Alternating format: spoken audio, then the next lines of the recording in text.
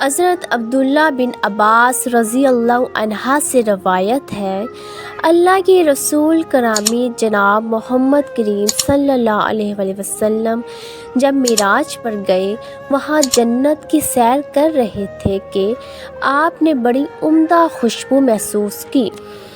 اس خوشبو کے بارے میں آپ صلی اللہ علیہ وآلہ وسلم نے حضرت جبرائیل علیہ السلام سے پوچھا تو جناب جبرائیل علیہ السلام نے بتلایا، یہ خوشبو ماشطہ اور اس کی اولاد کی طرف سے آ رہی ہے جو فرعون کی بیٹی کو کنگھی کیا کرتی تھی۔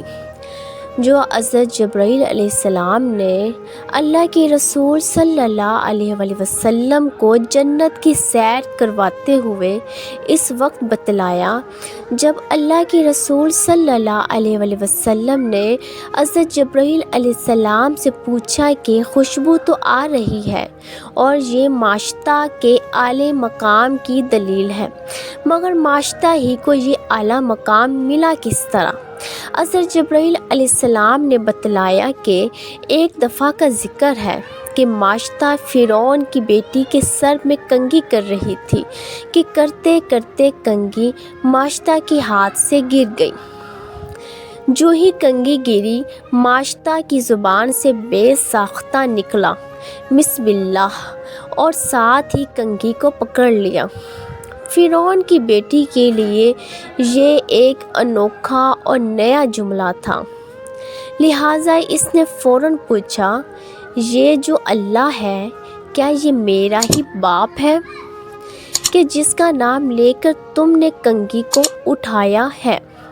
ماشطہ نے فوراً رد کرتے ہوئے کہا، بالکل نہیں، حقیقت یہ ہے کہ میری مراد وہ اللہ ہے جو میرا بھی رب ہے اور تیرے باپ فرعون کا بھی رب ہے۔ فرعون کی بیٹی نے اس پر کہا، کیا میں اپنے ابا جی کو اسی طرح بتلا دوں؟ ماشطہ نے فوراً کہا، بتلا دو۔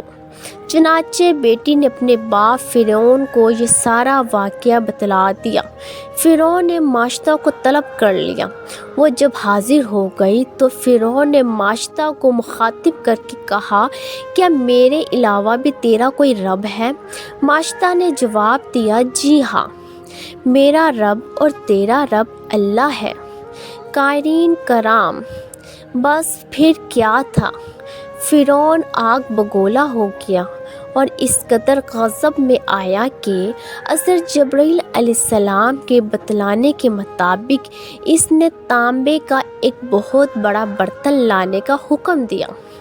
اسے آگ پر رکھ کر آگ ہی کی طرح دہکا دیا گیا اور پھر ماشطہ اور اس کے بچوں کو اس کڑاہے میں پھینکنے کا حکم دیا گیا۔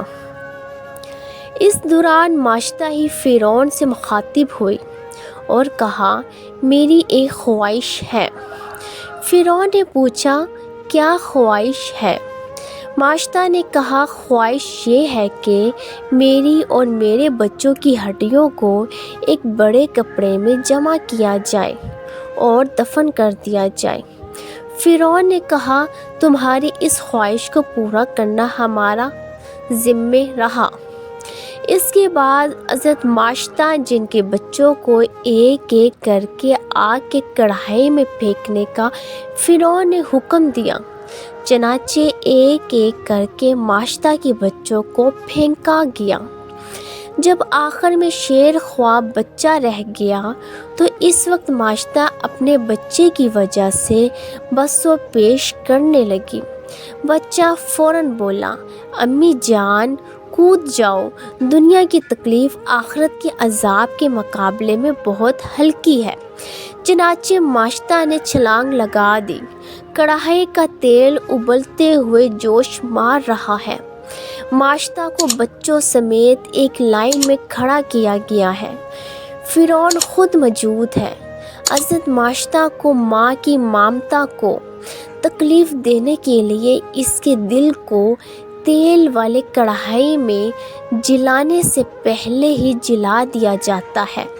اس دل کی جلن کا کیا حال ہوگا جب اس کا لخت و جگر فرعون کے اہلکاروں کے ہاتھوں کڑھائی میں پھینکا جا رہا ہوگا۔ کمال ایمان کی طاقت تھی کہ ماں اپنے مولا کی محبت میں سب کچھ کھڑی برداشت کیے جا رہی تھی، لیکن جب دودھ پیتے دل کے ٹکڑے کی باری آئی جو چھاتی سے لگا تھا، ماں کا دودھ پی رہا تھا، ماں نے اس سے چھپا رکھا تھا کہ بچہ اس منظر کو نہ دیکھے، اسے گرم ہوا بھی نہ لگے۔ یقیناً معاشتہ کی چادر اور بازوؤں نے معصوم بچے کو چھاتی کے ساتھ چپٹا کر محفوظ کر رکھا ہوگا، لیکن آخر کب تک؟ باری تو آ ہی گئی۔ یہ بڑا مشکل مرحلہ تھا۔ حضرت جبرائیل علیہ السلام کے جو لفظ ہے وہ یوں منظر کشی کرتے ہیں۔ بچے کی وجہ سے معاشتہ بس و پیش کرنے لگی، پیچھے ہٹنے لگی۔ فرعون کی پولیس کے اہلکار اپنے ہاتھوں کو معاشتہ کے بچے کی طرف بڑھا رہے تھے، اور معاشتہ اپنا جگر کا پاڑا بھلا کیسے ان کے حوالے کر دے۔ معاشتہ کے قدم، ماں کی ممتا کی ٹانگیں کپ کپا گئی۔ اللہ اللہ، اس مرحلے پر انتہائی مشکل گھڑی میں، امتحان کی آخری منزل پر اب اللہ کی مدد آئی۔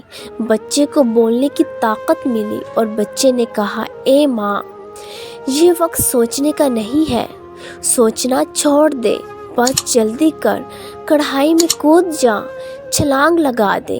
اور پھر قبل اس کے اہلکار بچے کو پکڑتے، وہ تو سن کے حیران ہو گئے، اور ماں معاشتہ نے بچے سمیت چھلانگ لگا دی۔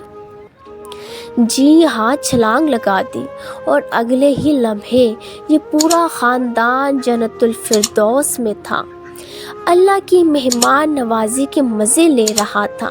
سینکڑوں صدیوں بعد جب اللہ کے رسول صلی اللہ علیہ وآلہ وسلم جنت کی سیر کو گئے تو معاشتہ اور اس کے بچوں کے محلات سے جو خوشبو اٹھی، اس سے سونگ کر جناب رسول کریم صلی اللہ علیہ وآلہ وسلم بھی عش عش کر اٹھے۔ کیا بات ہے معاشتہ کے نصیبوں کی! لیکن یہ نصیب جاگتے ہیں اس کے لیے جو اللہ کی توحید کے لیے قربانی پیش کرتا ہے۔